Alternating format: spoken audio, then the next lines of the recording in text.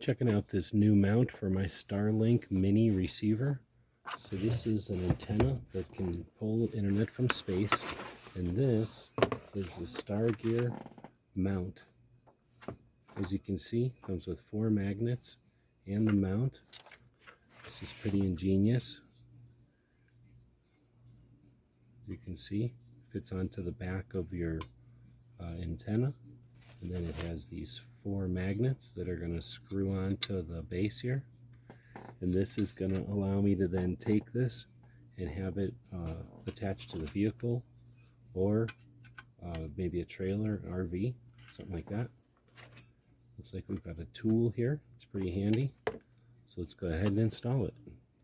First off, we just remove our kickstands, which pull right off of the machine, and now it gets replaced with the mount. It clicks right into place.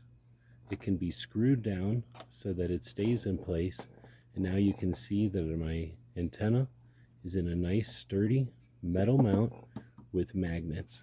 It's not going anywhere, and it can be screwed down.